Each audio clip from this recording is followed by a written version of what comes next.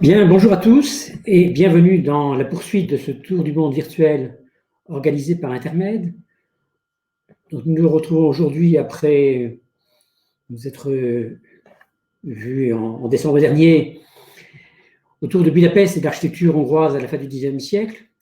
Donc aujourd'hui, nous allons remonter dans le temps pour aller vers la Renaissance italienne. Et je vous propose effectivement que nous arrêtions en Italie, entre Vicence et Venise, pour évoquer l'architecture de cet architecte génial, Andrea Palladio, et tenter de vous faire partager son art et de vous faire percer la beauté de son architecture. En effet, devant la diapositive que vous avez devant vous, on ne peut être que frappé par la beauté de cette architecture, mais cette beauté imaginée par Andrea Palladio n'est pas le fruit du hasard. Elle est le résultat d'un travail de recherche, d'études approfondies, complexes, pour arriver à décoder les éléments, les critères qui ont permis de réaliser de telles œuvres avec une telle beauté. Et d'ailleurs,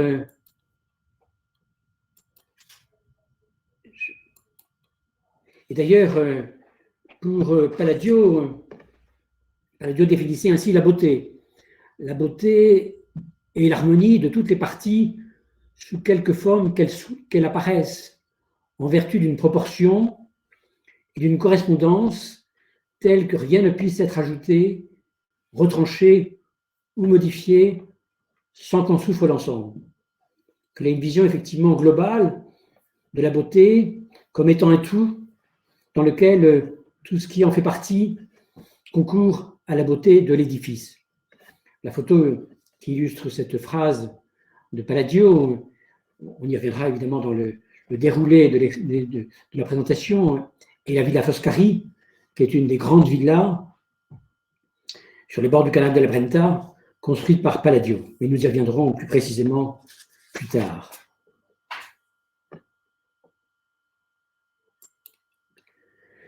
Donc je vais essayer de vous présenter, de vous expliquer quelles sont les origines de l'architecture de Palladio, comment Palladio a été influencé par sa connaissance de l'Antiquité, mais en même temps, étant un architecte de la période de la Renaissance, a trouvé une sorte de synthèse entre l'Antiquité et la Renaissance. Puis, j'essaierai de vous expliquer quels étaient les principes qui ont guidé son architecture, quelles en sont ses principales réalisations, à Vicence notamment, et puis dans la campagne entre Vicence, Padoue et Venise, et puis ces dernières réalisations que l'on connaît à Venise avec ces deux églises qu'il a construites à Venise, tout à fait à la fin de sa vie. Et puis, vous le savez, Palladio a fortement influencé l'architecture dans le monde entier, jusqu'à aujourd'hui. Et donc, en conclusion, on mettra en évidence quelques éléments de son influence dans l'architecture au cours des temps, jusque dans la période contemporaine. Vous vous rappelez d'ailleurs peut-être que ceux qui ont suivi ma présentation de Château Bordeaux, au cours du mois d'octobre, je faisais Château Bordeaux, dans beaucoup de châteaux dans le Bordelais, font référence à Palladio et ont été influencés par cette architecture de Palladio.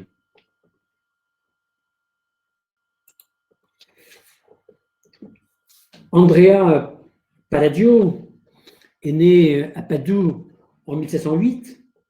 De son vrai nom, il s'appelait Andrea Pietro della Gondola.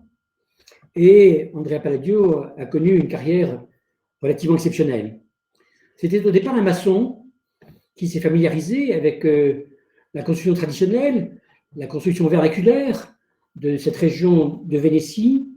Et puis, curieux par nature, il s'est lié avec des grands humanistes de cette région, de Venise, de Vicence, de Padoue. Et ces grands humanistes lui ont fait découvrir les travaux d'Antiquité, les écrits de Pline, mais surtout les écrits de Vitruve, cet théoricien d'architecture romaine qui a écrit des livres sur l'architecture, qui a théorisé sur l'architecture, qui est mis en évidence un certain nombre de caractéristiques propres à l'architecture de la période romaine.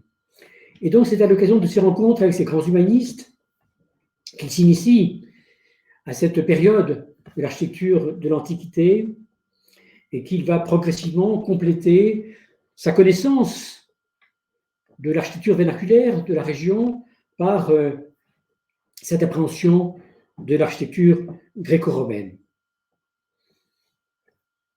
On voit sur ces diapositives, bien sûr, une gravure de Palladio sur la gauche et à droite, une sorte d'allégorie des travaux de Vitruve, où on voit effectivement le livre de Vitruve qui est présenté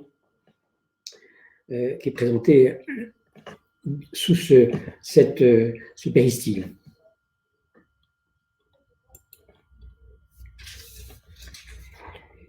En effet, dès qu'il commence à travailler dans les années 1530, une vingtaine d'années, alors qu'il a une vingtaine d'années, Palladio, très rapidement, se passionne pour la civilisation romaine et il entend bien faire perdurer l'architecture classique qu'il prend pour modèle. Et donc l'intérêt qu'il porte au traité de Vitruve sur l'architecture, dont vous voyez d'ailleurs dans la diapositive des extraits, des planches extraites des travaux de Vitruve, qui montrent les caractéristiques des principaux bâtiments de la période romaine, un théâtre, ses villas, ses colonnes avec les différents styles ioniques, corinthiens notamment. Et donc, Palladio se passionne pour cette architecture, entreprend plusieurs visites à Rome dans les années 1541 à 1546. Là, il étudie les temples, les théâtres, les détails d'architecture comme les caractéristiques des ordres, et tout ça va lui permettre d'illustrer sa connaissance qu'il a acquise des textes de Vitruve que lui ont fait connaître ces fameux humanistes de la région. Il étudie tout particulièrement les arcs de triomphe romains antiques, comme cet arc de Constantin, près du Colisée. Il s'imprègne des formes particulièrement simples de ces arcs, qui se composent de 3 arches en plein cintre, bordées de colonnes supportées par des piédestaux et surmontées par un entablement et un attique. Mais les colonnes, qui dans la plupart des édifices ont un rôle de soutien, ici ont une fonction essentiellement décorative qui va beaucoup marquer Andrea Palladio et qui va le reprendre dans ses constructions. Palladio va donc s'inspirer de ces arcs romains dans ce qu'on a pu appeler la travée palladienne, qui en reprend le principe. Cette travée de 4 colonnes séparant 3 arcatures, l'une au centre plus importante que les 2 latérales. Et donc cette travée palladienne va permettre à Palladio de rythmer ses façades de ses constructions et de leur conférer leur harmonie tout à fait particulière. Palladio, d'ailleurs, sera l'auteur d'un traité d'architecture qui s'appelle les 4 livres de l'architecture, qui est à la fois l'expression de ses théories architecturales, mais aussi la présentation de ses œuvres réalisées ou projetées. Il met notamment en relief la pureté et la simplicité de cette architecture classique qu'il a découvert. Le livre, qui est illustré d'ailleurs de ses propres dessins, connaît un important succès localement, à l'époque de la Renaissance, puis plus tard, partout en Europe. Et il a fait l'objet de rééditions régulières jusqu'à nos jours, où il est régulièrement, d'une part réédité, mais aussi il fait l'objet d'un examen particulier. Il sert d'enseignement, notamment pour les étudiants en architecture.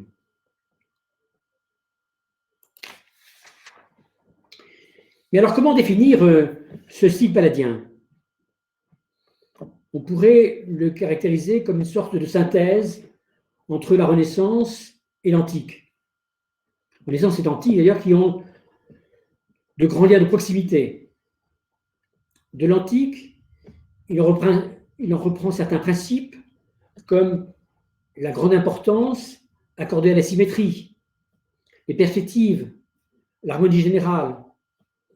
De la Renaissance, il se rapproche par l'ornementation, notamment les sculptures qu'il va disposer sur ses frontons des portiques. La beauté de l'architecture palladienne réside d'abord dans le fait qu'elle se lie à plusieurs niveaux.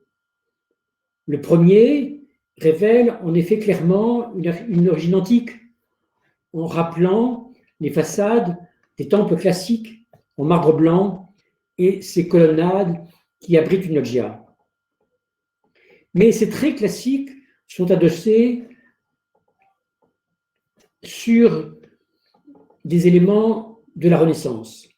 Les deux styles vont s'équilibrer, se complètent, donnant à l'ensemble une harmonie générale si particulière au style palladien. On voit sur la diapositive une de ces villas, la villa Malmarana, dont on reparlera plus tard.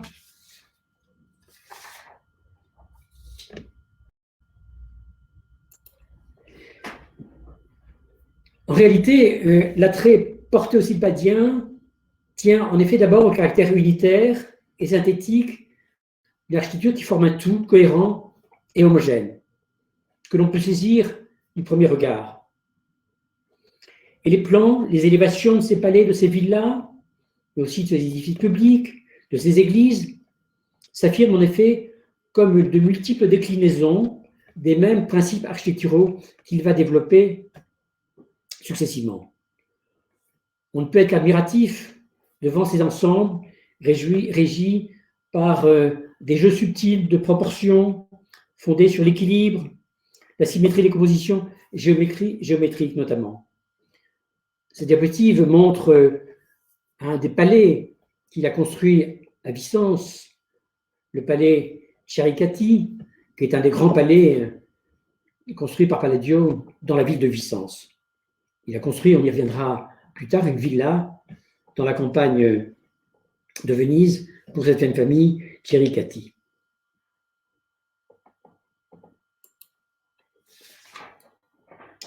Comme on le verra de toute ces réalisations, les façades de ces bâtiments sont toujours associées à un rythme ternaire. C'est le très caractéristique sur cette façade de la basilique San Giorgio Maggiore à Venise. Ce rythme tertiaire va aussi se décomposer, se démultiplier, mais toujours selon un nombre impair. Et donc, c'est la base de cette fameuse travée palladienne qu'il va développer successivement dans ses constructions différentes. Ici, on a effectivement cette vision de la basilique San Giorgio Maggiore, très caractéristique, dont on reparlera à la fin de ma présentation.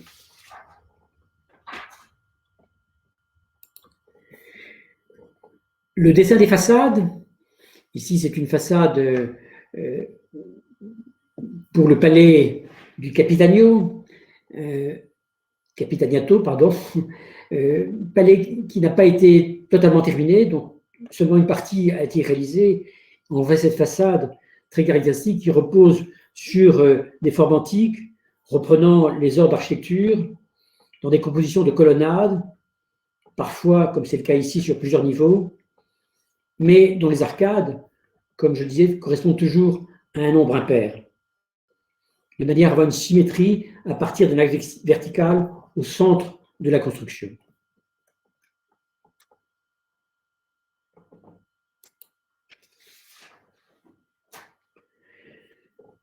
Une de ces réalisations majeures, c'est la fameuse basilique palladienne qui se trouve à Vicence, sur la place principale de Vicence. Lorsque la renommée de Palladio commence à se développer dès les années 1540, il concourt en compétition avec les grands architectes de la Renaissance italienne, dont par exemple Giulio Romano, qui est l'architecte du palais de Thé à Mantoue, cette imposante construction Renaissance de Mantoue. Eh bien, il concourt pour le réaménagement du palais de la région de Vicence. c'est lui qui remporte le concours. Et donc, le jeune Palladio, il a à peine 30 ans, reçoit alors le mandat de construire 2 niveaux de loggia sur le palais existant, qui était auparavant de style gothique, et dont on voit ici la réalisation sur une veduta, une vue de Canaletto, une vue imaginaire, où Canaletto a placé sur cette veduta différents bâtiments caractéristiques de la région de Venise, avec effectivement sur la droite cette fameuse basilique de Palladienne que je vais vous décrire un peu plus précisément.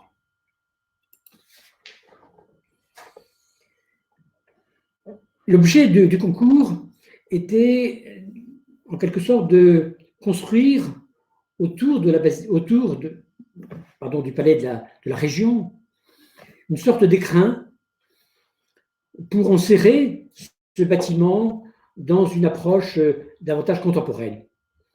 Effectivement, il était d'inspiration gothique, et donc les responsables, les gouverneurs de la région avaient voulu donner un esprit plus contemporain à ce bâtiment, et donc c'était l'objet de ce concours auprès des architectes de la région. Et Palladio donc va construire une sorte d'écrin qui va enserrer le bâtiment. Mais l'une des difficultés de cet écrin était d'adapter les ouvertures qu'il avait prévues pour ces loggias aux ouvertures préexistantes du palais gothique, en tenant compte notamment de différences d'alignement. Donc il va jouer ces ouvertures à partir de cette fameuse travée palladienne pour construire un édifice qui, malgré les différences et avec les ouvertures gothiques du bâtiment à l'intérieur, vont se dissimuler dans cette ambiance tout à fait caractéristique. Donc la solution, effectivement, résidait dans cette fameuse utilisation de la travée palladienne pour diminuer en quelque sorte le caractère très massif de l'édifice en construisant sur 2 étages cet ensemble de portiques qui va lui donner cette grande légèreté. On retrouvera d'ailleurs cette travée palladienne dans de nombreux édifices ultérieurs, avec cette succession de 3 baies qui vont se démultiplier le long de l'édifice.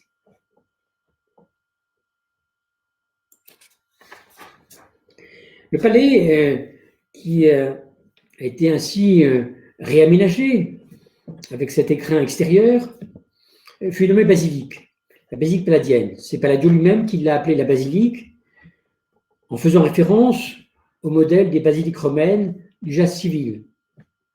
Et le nom va lui rester de basilique palladienne, et elle conserve encore aujourd'hui, après de multiples restaurations, la dernière a été achevée en 2002, son aspect combinant l'antique et la Renaissance, conforme au projet de Palladio. Elle peut être considérée aujourd'hui comme une sorte de manifeste de l'art de Palladio, tant elle met en évidence cette synthèse entre l'antique et la Renaissance. Une autre réalisation importante de Palladio à Venise est ce Palazzo del Capitanato, construit en 1570. Lorsque Palladio a étudié le projet pour ce palais qui sert en quelque sorte pour le représentant de Venise à Byzance, Palladio a mis dans son projet toute l'expérience qu'il avait acquise précédemment. Et donc il résulte une œuvre qui s'inscrit assez bien au sommet de son art et de sa carrière. Comme d'autres palais dus à Palladio, celui-ci n'a pas été achevé. Les travaux furent arrêtés quelques années après le début de sa construction, alors que 3 baies seulement avaient été construites, au lieu des 5, voire des 7 initialement prévus. Le palais présente des dimensions assez impressionnantes, tant en largeur qu'en hauteur. Le rez-de-chaussée est composé d'une grande loggia couverte de voûtes. La façade, elle présente 4 demi-colonnes, comme on l'a vu sur la diapositive précédente, en briques, visibles en parement et qui encadrent alternativement 3 grandes arcades. La décoration est simple, elle est en pierre, elle est en pierre d'Istrie et de stuc, et Palladio a joué avec le contraste des briques des colonnes, mais aussi avec la basilique palladienne qui est en face de l'autre côté de la place, et notamment la pierre blanche de cette basilique. Donc un contraste fort entre les briques des colonnes et d'une partie des murs et cette blancheur du stuc et de la pierre blanche de la basilique palladienne qui est en face. Autre chef-d'œuvre de Palladio à Vicence, le fameux théâtre olympique, inauguré en 1585, donc plutôt dans la deuxième partie de la carrière de Palladio. Ce théâtre olympique de Vicence est considéré comme étant le premier grand théâtre construit depuis l'Antiquité. Il est d'ailleurs l'un des premiers théâtres couverts de l'époque moderne. Cette construction unique est une sorte de synthèse des études de Palladio sur le théâtre classique gréco-romain qu'il avait pu étudier notamment lors de ses visites à Rome. Il s'agit d'une œuvre unique, entièrement construite en trompe-l'œil, suivant les principes de la perspective. Palladio voulait que son monument ressemble au théâtre plein air de l'Antiquité, comme par exemple les arènes de Vérone. Et pour tracer son plan, il s'est appuyé sur les proportions fournies par Vitruve, en ordonnant le plan à partir d'un cercle périphérique structuré en 12 intervalles égaux les uns par rapport aux autres. Mais l'élément essentiel, remarquable de ce théâtre est ce monumental front de scène qui rappelle une nouvelle fois l'architecture des arcs de triomphe antiques qui avait tant séduit Palladio.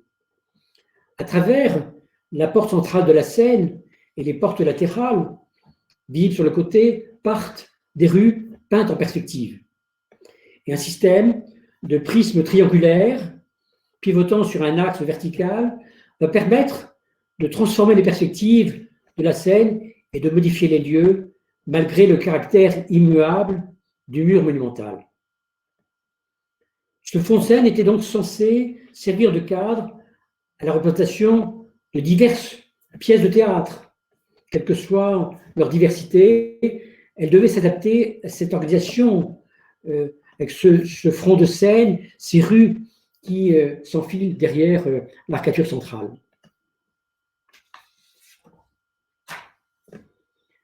Après ces 3 chefs-d'œuvre, il construira d'autres bâtiments à Vicence. Palladio donc va développer ces fameuses villas dans la campagne entre Vicence, Padoue et Venise. C'est à ses débuts, assez tôt, que Palladio donc va réaliser sa première villa. Et cette première villa, il l'a construite pour ses amis humanistes, l'un d'entre eux, Giorgio Trissino, qui lui avait commandé effectivement la réalisation d'une villa à proximité de Vilence. C'est donc Giorgio Trissino, notamment avec ses amis, qui lui a fait découvrir Vitruve, et donc qui le charge de réaliser sa villa de Criccioli, près de Vicence. Il va en redessiner la façade principale, en annonçant quelque part, comme on le voit, sa nouvelle culture architecturale fondée sur l'antique. Entre 2 tours préexistantes, il insère une loggia à 2 niveaux d'arcade, inspirée de la façade des villas romaines.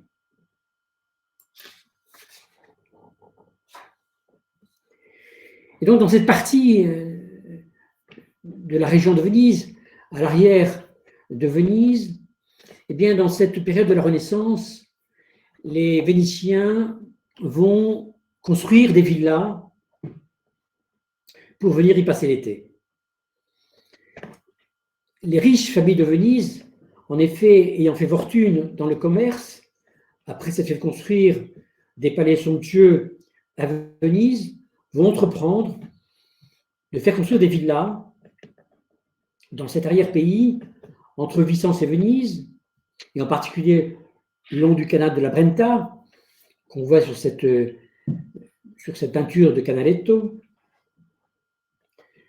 Canal de la Brenta qui relie Padoue à Venise et qui se prolonge par le Grand Canal. Ces villas donc, vont servir de résidence d'été pour les Vénitiens qui désirent quitter la ville pendant cette période estivale, mais aussi de siège pour une exploitation agricole. Et donc l'objectif n'était pas simplement de recréer une sorte de palais vénitien à la campagne, mais bien d'imaginer une construction qui réponde à cette double fonction de résidence d'été, mais aussi de siège d'une exploitation agricole. Et donc Palladio va réaliser un nombre important de cette villa dans cet arrière-pays de Venise.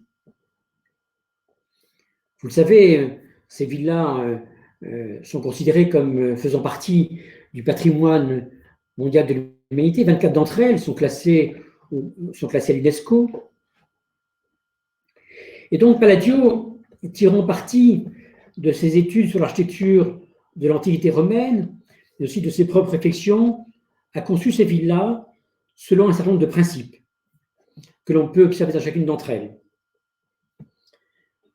L'emplacement, le plan, les façades, les matériaux utilisés, l'ornementation font l'objet d'études précises, notamment pour respecter l'harmonie, la simplicité et l'équilibre général de l'ensemble de ces villas.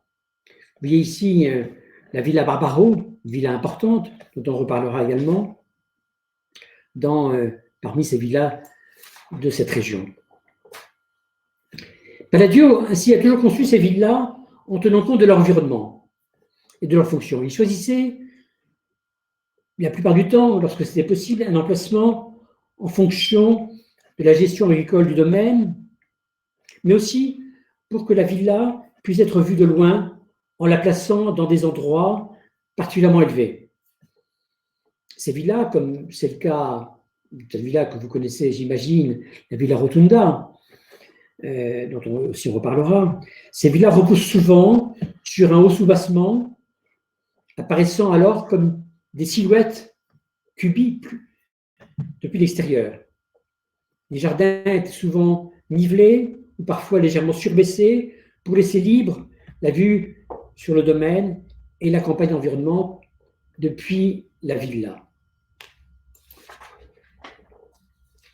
Palladio a conçu le plan de ces villas à partir d'un élément central que l'on voit sur ces plans, élément central de forme simple, carré, cercle, rectangle, ovale.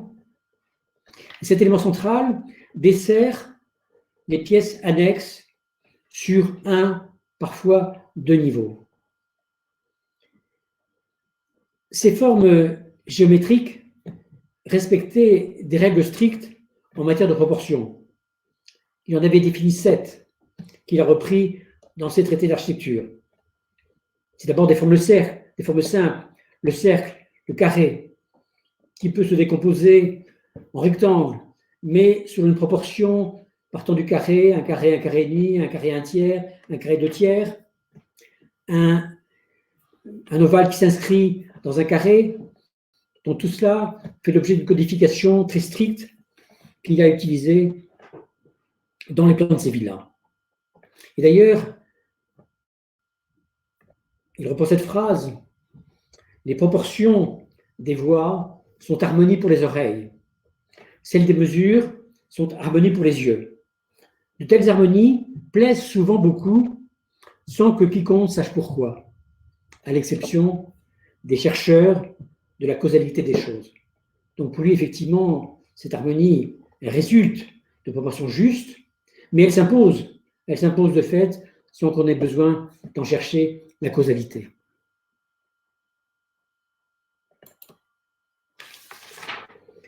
Les façades. Les façades aussi, il va partir d'un modèle de base qui est ce modèle que l'on voit sur la gauche, issu des temples romains. Et donc, Palladio a dessiné ses façades à partir de ce modèle basique qui s'organise autour d'une loggia percée de 3 ouvertures.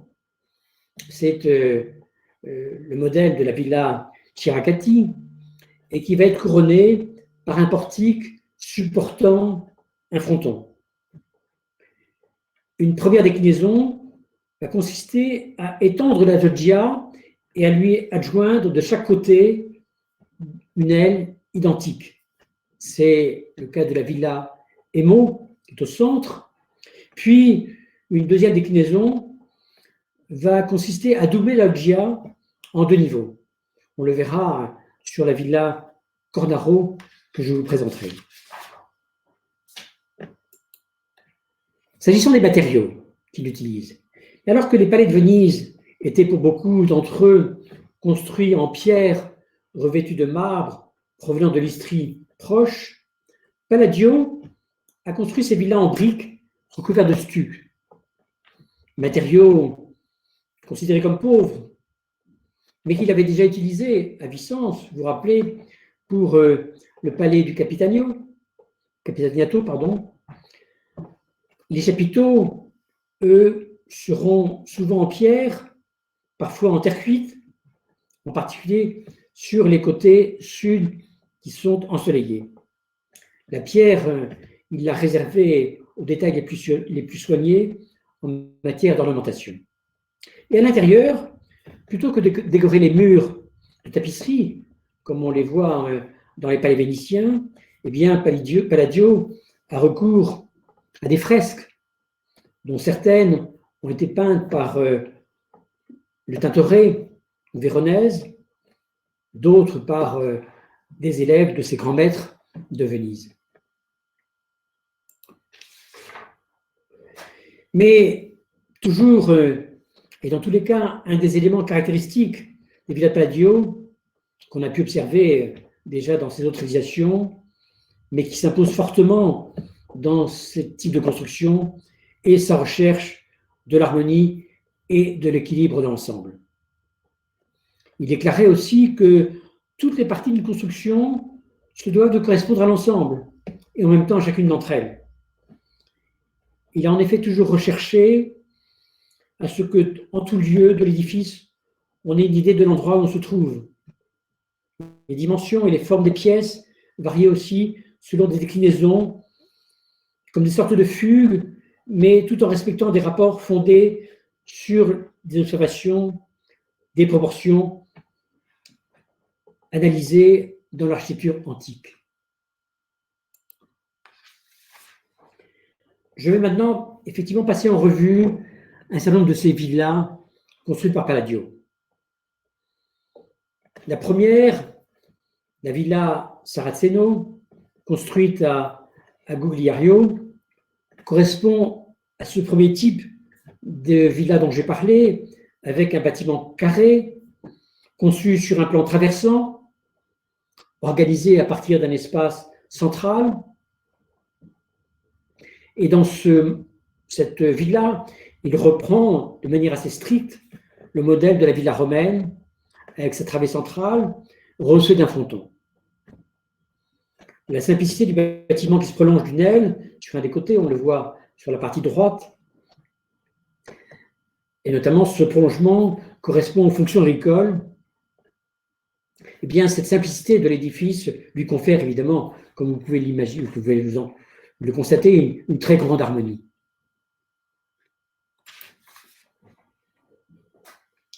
La villa Chiricati, construite en 1550, marque une étape fondamentale dans l'évolution du langage palladien. C'est pour la première fois un véritable portique de temple antique qu'il accole à la façade principale. qui est appliqué au corps de la villa, donnant naissance à ce motif imposant qui deviendra un classique pour nombre de ses futurs projets. Comme c'est le cas évidemment, comme vous le savez, comme on le verra, pour la villa Rotonda ou la villa Foscari. Villa Foscari, justement. La villa Foscari, dite Malcontenta, sur les rives du canal de la Brenta, a été achevée en 1559.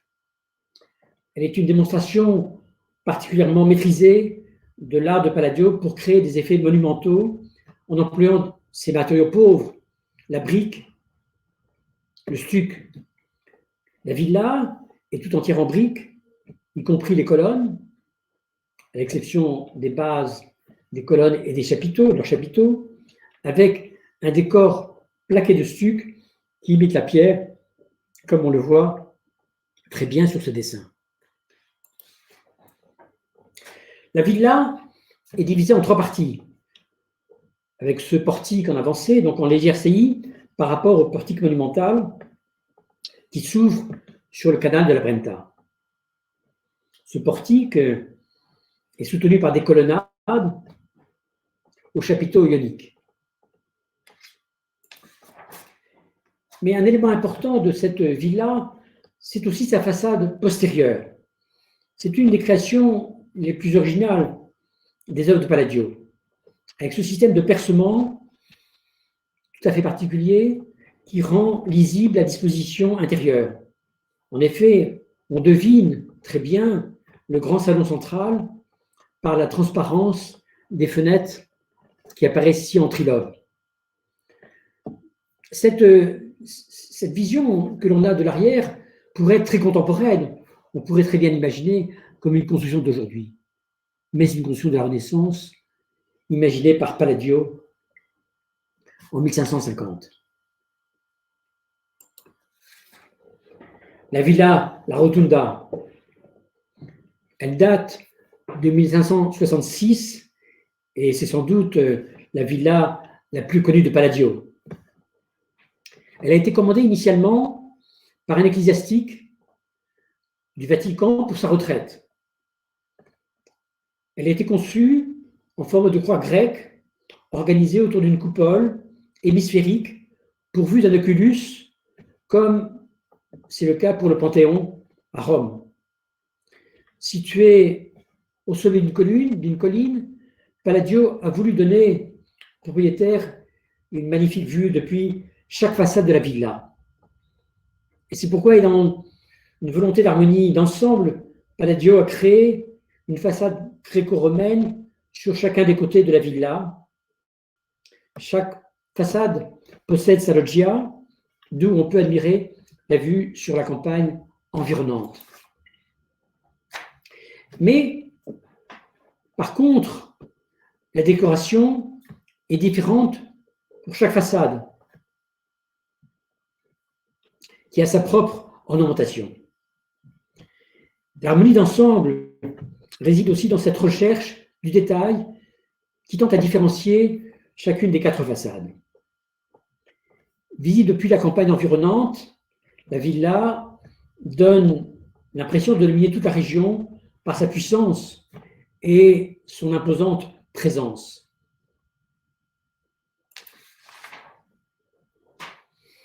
L'intérieur de la villa est richement doté. La coupole, comme on le voit sur la diapositive, est ornée de fresques d'Alessandro Mangaza, qui est un élève du Tintoret de Véronèse. Les autres fresques sont dues à d'autres peintres vénitiens. Les statues qui décorent les façades et les balustrades sont également de sculpteurs vénitiens comme Girolamo Albanese. Et comme vous vous en rappelez sans doute, cette villa, la Rotunda, a servi de décor pour le film de Joseph Losey, Don Giovanni, cette adaptation d'après l'opéra de Mozart.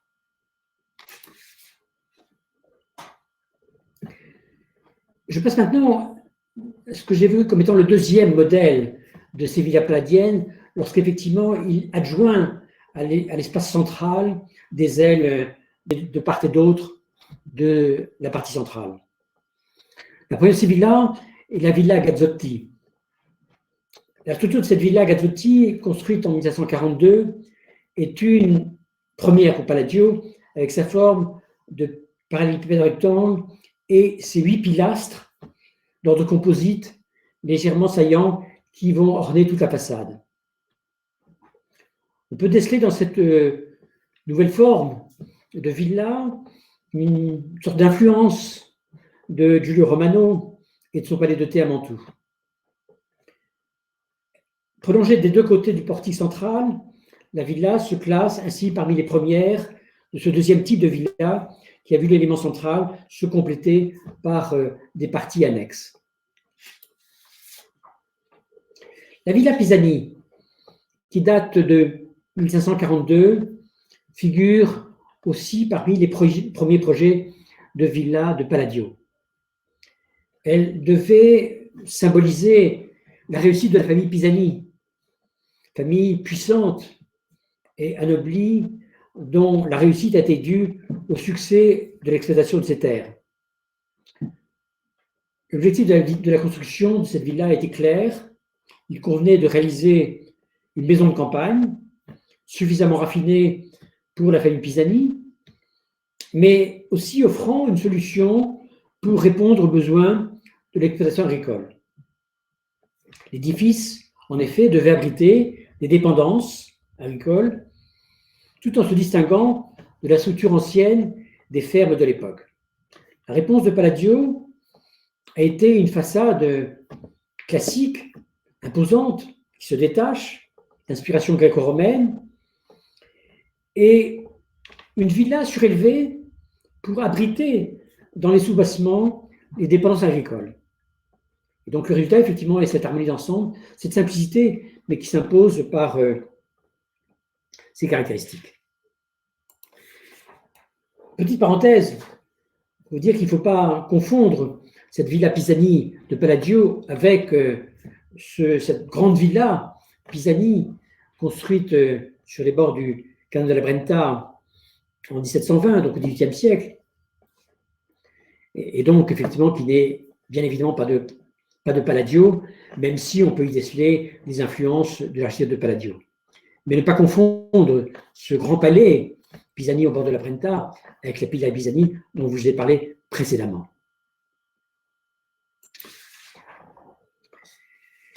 La Villa Barbaro. Villa Barbaro a été construite dans les années 1550-1560 pour les frères Barbaro à Mazères, à proximité de Trévise.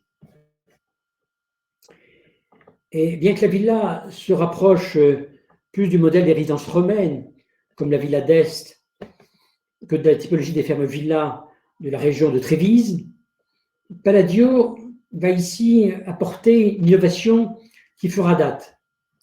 Le rattachement des dépendances dans l'alignement du corps central de l'édifice. Cette solution, en fait, se serait imposée à Palladio de par les caractéristiques du terrain qui auraient nécessité, semble-t-il, des investissements importants de terrassement. Et donc, ce modèle qui va effectivement compléter l'espace central par ses dépendances dans l'alignement va ouvrir à l'architecte de nouvelles perspectives qu'il va développer à plusieurs reprises. Pour cette villa, Palladio fait appel à des grands artistes, en particulier Véronèse, pour le décor. Véronèse va peindre ses fresques en 1559, 1560, reprenant divers thèmes comme une évocation de la musique.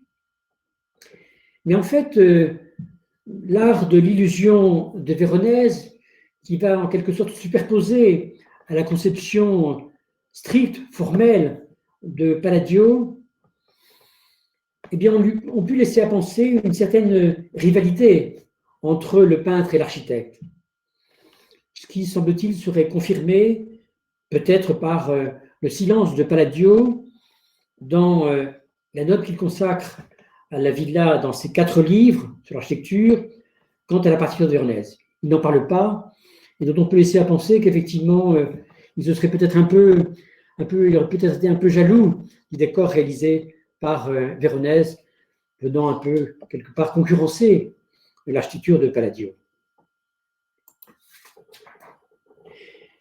Pour cette même villa, Palladio, qui se réclame aussi d'une connaissance de l'hydraulique romaine antique, a créé à partir d'une nymphée creusée dans le bas de la colline un système sophistiqué permettant l'approvisionnement en eau de la villa, de ses dépendances, mais également des jardins et des cultures alentours.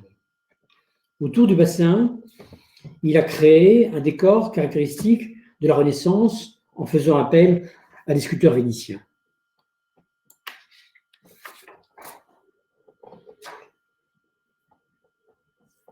La villa Hemo.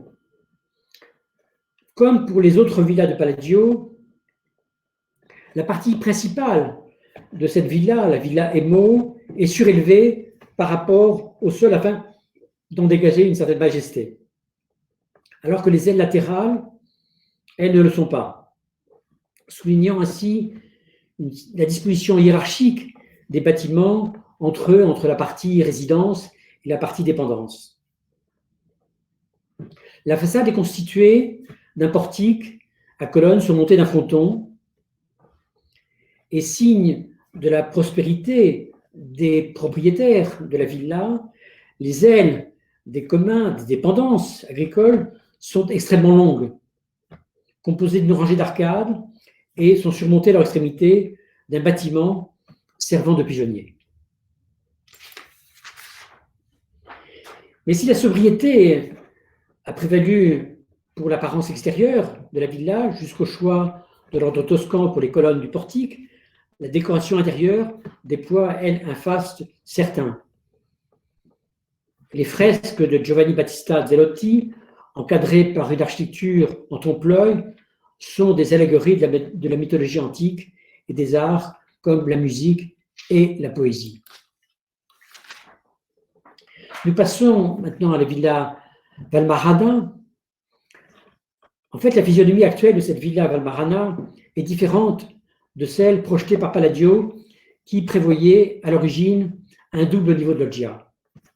Mais les travaux ont été interrompus, la villa a été achevée tardivement et avec des modifications par rapport au projet initial. Le deuxième niveau de loggia n'a pas été construit et l'espace situé entre les colonnes et le fronton a été traité comme une sorte d'attique, ce qui n'était pas d'usage chez Palladio.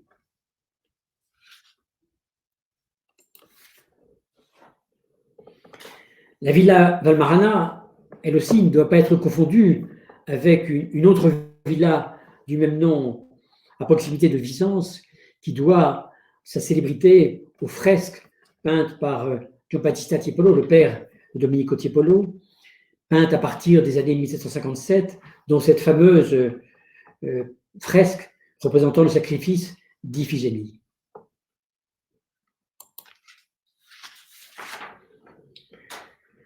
Je vais en terminer avec effectivement ces villas en présentant cette villa Cornaro, qui a une structure et une décoration très similaire à celle d'un palais et qui s'apparente davantage à une résidence de campagne qu'à une villa. Elle est isolée par rapport au domaine agricole et aux dépendances. Sa position prééminente sur l'espace public renforce encore son caractère ambivalent. Les cheminées, présentes dans toutes les pièces, prouvent d'ailleurs son utilisation en dehors même de la période estivale.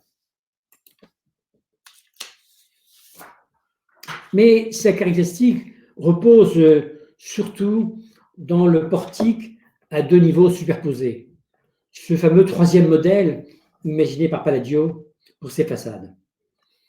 Comme une sorte de rappel à la loggia du palais de Chiaricati, dont je vous ai montré une diapositive au début, palais Chiaricati à Vicence, achevé dans les mêmes années, avec cette particularité d'un mur latéral du portique percé par un arc qui permet de solidifier la structure du portique, mais qui est issu du portique d'Octavie à Rome, que Palladio avait pu observer lors de ses visites. J'en termine maintenant, mais rapidement, avec les deux églises qu'il a construites à Venise.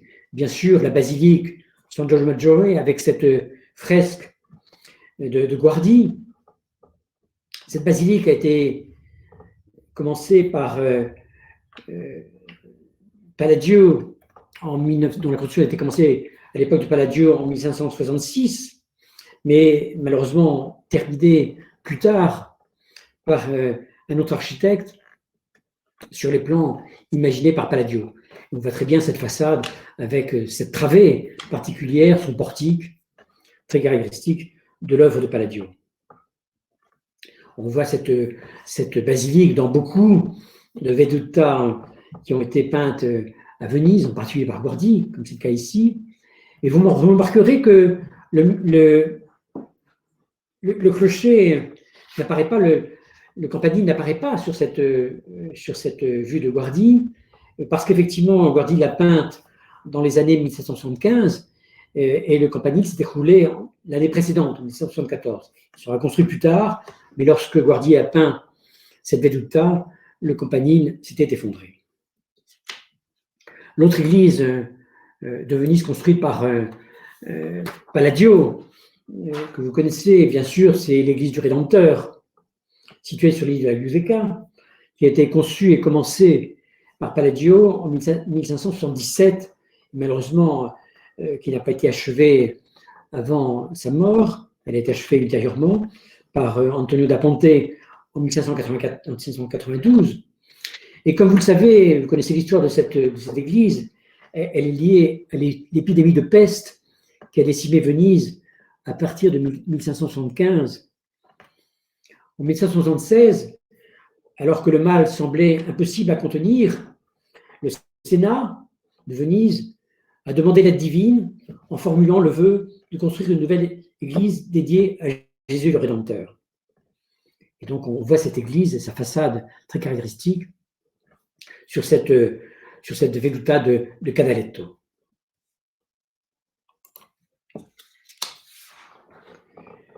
Voilà, j'en ai terminé avec effectivement les édifices construits par Palladio, que ce soit effectivement à Venise, ces dernières églises à Venise, à Vicence, ces palais, cette basilique et ces palais, et puis ces villas dans la campagne vénitienne. Et donc, en fait, Palladio, comme vous le savez, a fortement influencé l'architecture après la Renaissance. Au-delà d'un nom célèbre, en fait, Palladio est devenu l'une des références suprêmes en architecture. En donnant naissance au palladianisme, ce style élégant, inspiré de l'Antiquité, Palladio dépasse la simple histoire de l'architecture. Sa pensée avant-gardiste est toujours contemporaine. Et d'ailleurs, elle a été mise en œuvre, contestée lors de la querelle des anciens et des modernes. En 40 ans de carrière, cet architecte de la Renaissance italienne, né en 1508, mort en 1580, qui fut avant tout un humaniste imprégné des écrits de Pline et de Vitruve, a laissé l'un des plus grands héritages que l'architecture ait jamais connu. Son influence partout dans le monde, en Angleterre, en Amérique, en Europe, en Russie, fut plus grande que celle de tous les architectes, même de la Renaissance réunie. Son fameux traité, les 4 livres de l'architecture, a irrévocablement modifié les conceptions architecturales de l'Occident. Des milliers de maisons, d'édifices publics, d'églises, de décors dérivent de ces schémas architecturaux qu'on peut apercevoir un peu partout dans le monde.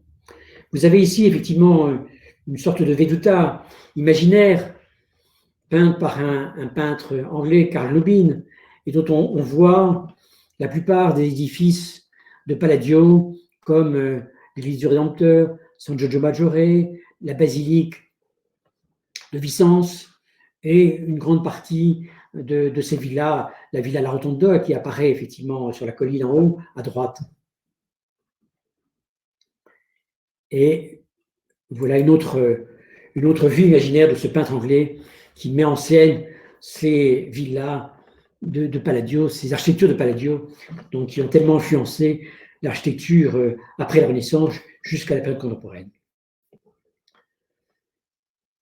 J'espère que cette présentation vous aura intéressé. J'imagine que beaucoup d'entre vous connaissez déjà largement ces villas de Palladio, ces architectures de Vicence, ces églises de Venise, mais il m'a semblé intéressant de vous en décrire un peu les caractéristiques et de vous permettre de partager un peu les éléments du fondement des théories architecturales de Palladio qui ont permis à ces édifices toute la beauté qu'on observe et qu'on admire aujourd'hui.